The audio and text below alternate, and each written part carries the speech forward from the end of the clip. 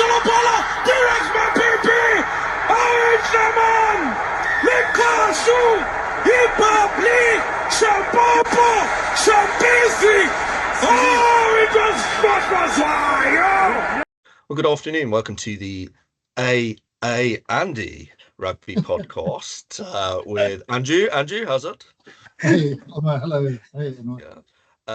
Long-term friend of the show, the voice from the Cape, Anwar himself. Anwar, how's it? How's it, Oaks? Good to be back. It's been a while. How's everyone? Yeah, very good. And myself, Elmer. Yeah, very good. Very good. We've all convened because Ireland and Andy Farrell have just dropped the squad, the team to play the Springboks at Loftus Versfeld this Saturday afternoon. So if you start with you, Andrew, first impressions really of the squad, of the team, and the split. Yeah. So very excited about the whole occasion, really starting to build into it. This is a very good Ireland side. Very good Ireland side. When I looked at it, it had more of an impact on me than when I thought about it. And I knew realistically what they were going to do. It was just maybe one or two positions. We didn't know who would start and who would come off the bench. 5-3 split. I think they had to go with a 5-3 split. I don't think they have the depth or the impact of forwards that can make that kind of a dent in the Springboks with a 6-2 split. So I think with their injuries, they have to cover a bit more in the backs. If you take two of their big superstars, which would be Gibson, Park, Keenan, world class players. They had to go for a 5-3. Yeah, and if we just look at that, the three backs on the benches there, Andrew, with Conor Murray, we've got Ringrose and Kieran Frawley as well. You know, Frawley and Ringrose pretty much known as Santos, but I know Frawley in the past has covered. I remember him playing fly half, for example. Correct. So, and fullback. There we go. So he has cover for Osborne. And is it me, or there was only two positions really up for grabs, wasn't there? There was the 9 and the 15 in this Ireland team. And well, the 15 was the surprise, wasn't it? Going with Osborne. No one really saw Osborne taking it. He's been playing centre and wing. He's been playing well, but I haven't seen him play fullback. I think I could really be wrong here. I think he played fullback on the tour when Leinster toured South Africa, I think. He's a fantastic player. Look, we just speculating here, but we know why they have their three backs. You just raised a very good point, Andrew. They don't have enough depth to take on the bomb squad. Our bomb squad is a set. It's a set menu. You know what's coming. You need to find a way to combat that effectively, to turn that and make that into an advantage for yourself. Look, I've said it before and I'll say it again. We're not reinventing the wheel. We got some massive oaks and we're there to fuck you up. Simple. That is Springbok rugby. That's in our DNA. It's always been our DNA. Some people find it boring, but to us, that's the way we play our rugby. So we haven't stepped very far away from that. But with this Ireland side, it's exactly what I expected to see. Okay. But the person I am focused upon mostly through this, and I'm really, really keen, and I'll be watching him extremely closely, is the number 10 Crowley. I want to see what he's made of, because he's about to get rushed by Peter Steff, he's about to get rushed by Kwacha, he's about to get rushed by Sia. And he's also going to be feeling a very emotional Damien Dialende. Further to his comments in his little walk with Big Jim. So I think he's had run-ins with the big guys before, but I think in a series like this, they are out to find out where his weaknesses are and exploit them. Well, you mentioned this back in February when we did a show together for the podcast, that you perceived him to be potentially the only Irish weakness in the team. I mean, you fully complimentary the whole team. However, Ireland have gone on to win the Six Nations, of course, and Agreed. And Crowley's had some good tour games in the URC, particularly at the Bulls. I remember him playing very well, and I think Munster beat the Bulls at Loftus's. Correct. as well a few weeks ago. So in my mind, the jury's not out on him at all as a physical specimen, but it still is with you, I see. Yeah, I'm still not convinced yet. Don't get me wrong. I think he's a fantastic player. He stepped into a role and a position that was occupied by what the Irish believe is one of the greatest rugby players of all time. I'm still not convinced. But be that as it may, he is a very good rugby player. He's had some good results with his home side as well as his international side. But he's now going to Loftus, right?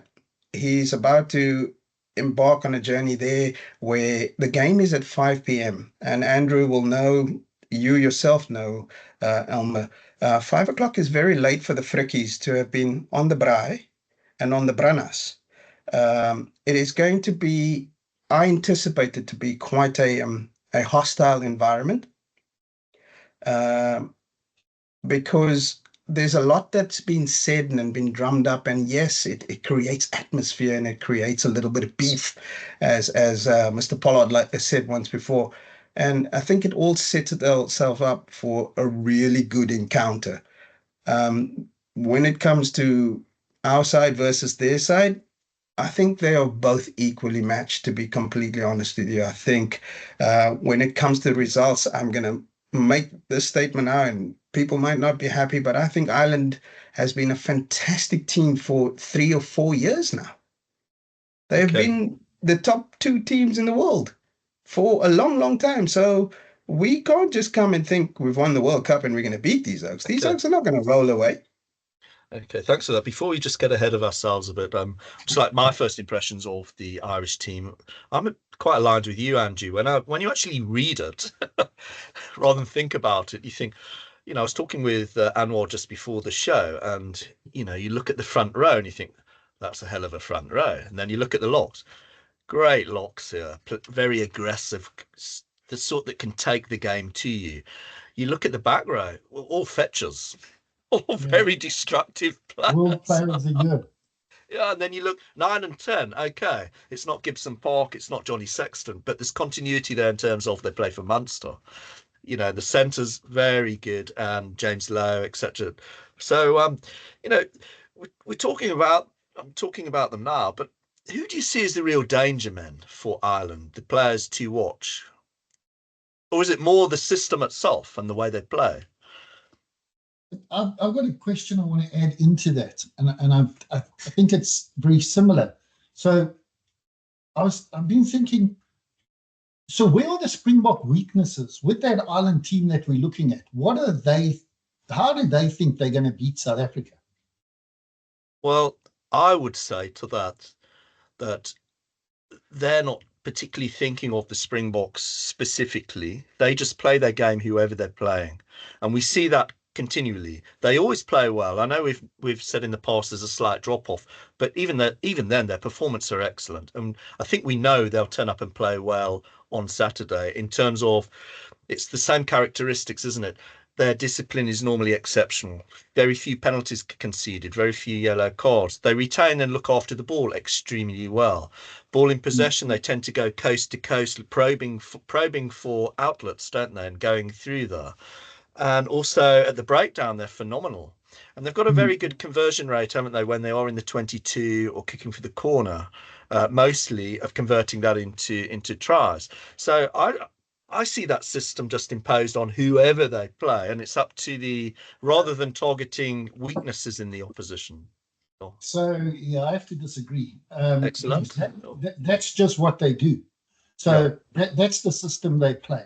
So I agree with you on that. But every game has a game plan. You can't just go in there with the same system and beat everything. They will have a game plan that will be specifically to deal with the Springboks. And I don't quite know what that is. I'd suggest that part of the game plan, with what I've just said, in terms of keeping the ball going coast to coast, probing for openings, is keeping our big boys on their toes and keeping the big boys moving. Keeping everybody moving. quick at the breakdown, getting the ball away in a couple of seconds and just keeping the Springboks moving, rather than the Springboks probably looking, as you alluded to in the last podcast, of slowing things down. But their pack will potentially be heavier than ours. It will be. I think it is, isn't it? And I think we have a very...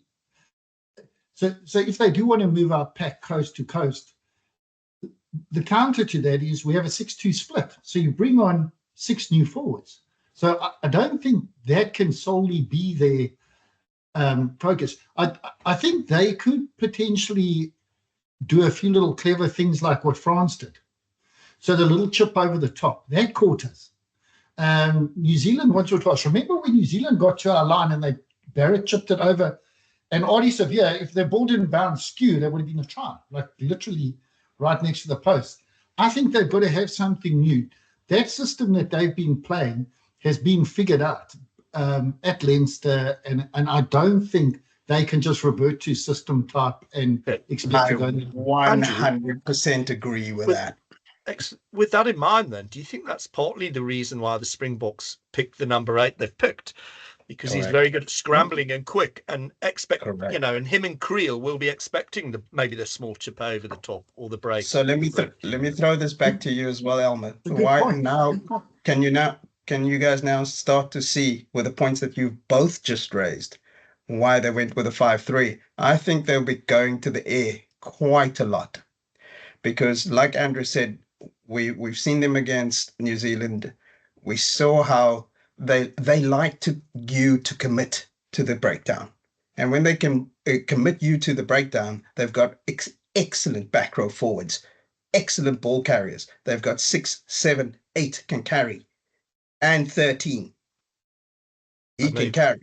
So they've got 4, effectively, they have 4 back row forwards that can carry from the base. And when they've sucked in 3 or 4 defenders, they can make that hole and allow James Lowe to go.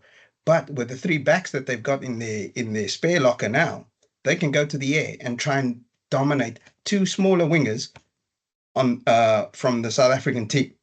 And they've got Conor Murray on the bench. He's a specialist, really box kicker, etc. Am I making sense with what I'm saying? Yeah, I think they're going to go to the air, but I don't think they're going to go for the high ball. I think they would have picked Conor Murray if that was their... because he is potentially one of the best. I think they could be looking at the short kicking game. You know what I mean? Like and I think if selecting Kwagga, like you say, with the scramble defense and the covering around the back. I mean, Faf's very good at mopping up the back line. So is Peter Steph-Toy, running that angle across. But I mean, what we're thinking of here is, so where are they better than us that they can win this? We know if we front up physically, we can beat them. And what we'll do is we'll get penalties and we'll kick those penalties. Big swinger in this game is Andre Pollard. The one 2 years ago in Marseille that we lost, not Marseille, Stade Francais, we started with, I went back and checked this, Elmer, because you mentioned it, where Marnie had 2 off days in the last 2 games. But it was actually Willemse that was the fly off. And he missed. You remember that game in France? And this last one was Marnie. Now, the thing is, they don't have the luxury of giving away penalties where it's a lottery to see if we'll score those points, because Pollard's an 85% kicker. So that's kind of out of the locker.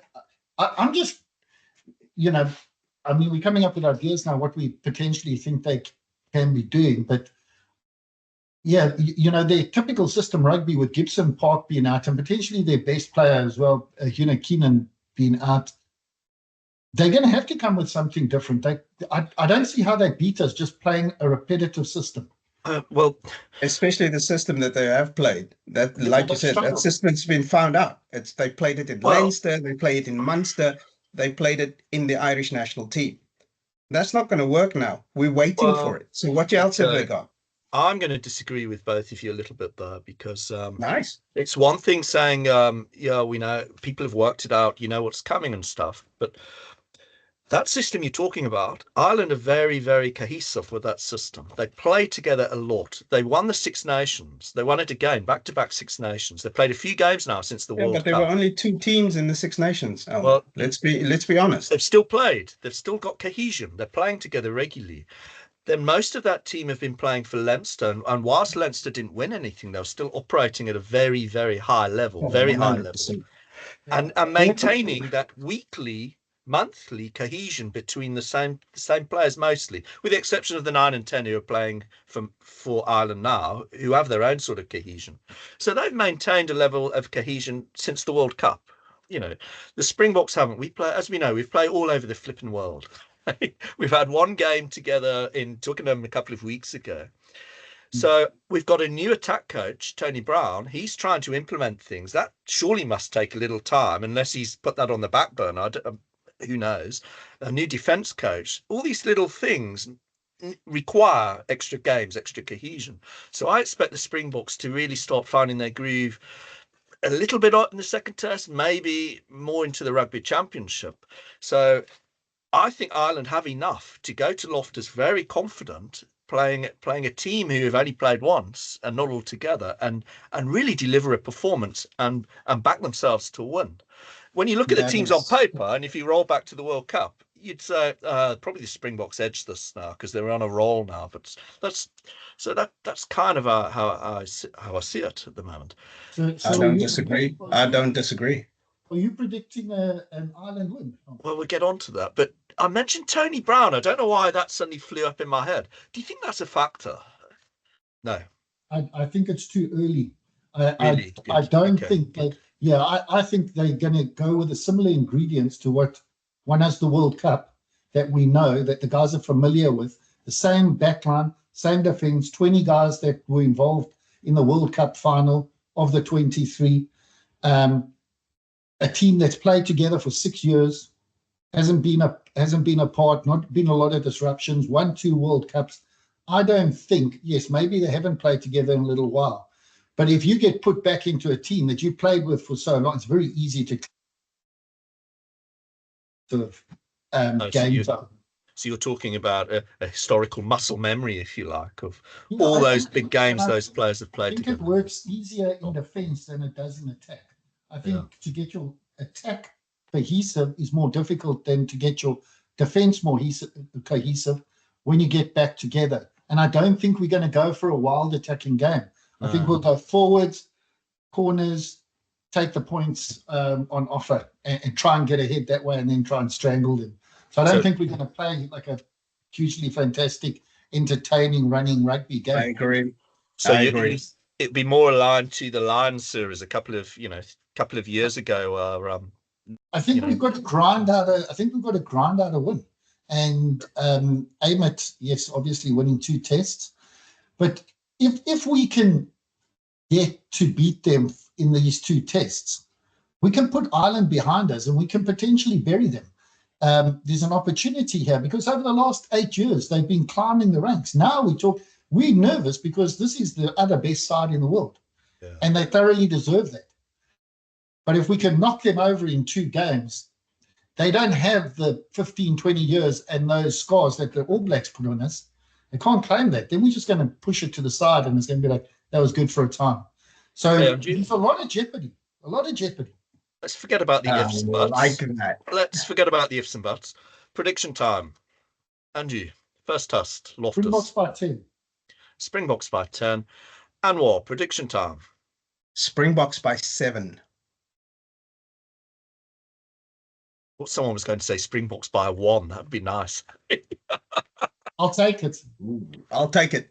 I don't care. One and a naught is 10. So just take the naught away. So I've covered it. It is very exciting, isn't it? It feels like a huge test, which it is, because we're slightly nervous but excited. Let's be honest, boys. Who's not buzzing? I've got that buzz. It's like it's now. What's today? Thursday.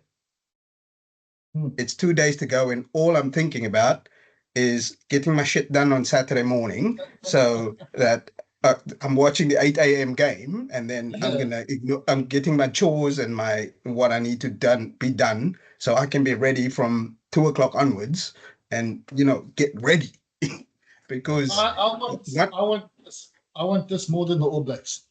Oh yeah. If I could pick the 2, this is the one. They like an itch that needs to be scratched, man. Yeah. Well, in terms of myself, I think Ireland will sneak it. Oh, I I knew The you'd go Springboks there. will win the I second knew toss. you'd go there. I think they'll hit the ground running more than us. I want to put a bet on it then, Elmer. Maybe if you're so buoyant. I'm What- not what- buoyant and confident. I'm just. It's good to have a diverse set of opinions, isn't it? Fascinating. I'm in a diplomatic mood here. So it shows, hey, this could go anywhere. Look, I'm not completely confident, but this is exciting. Okay, Yeah, boys. looking forward to it. Let's enjoy it. Thank you Cool. very much, guys. We'll meet I look again, for- I maybe look over the forward- weekend itself, but certainly on Monday. I look forward to the banter in the WhatsApp chat group. Cool. Cheers. Cheers, guys. Bye. The clock, my arm. Now look on your arm. Marks, my pinky. I can't put your legs. I like to look on your arm. Marcelo Polo, direct my pinky. Orange Lemon. Likasu. Hip hop league. Shampopo. Shambisi. Oh, it was fire.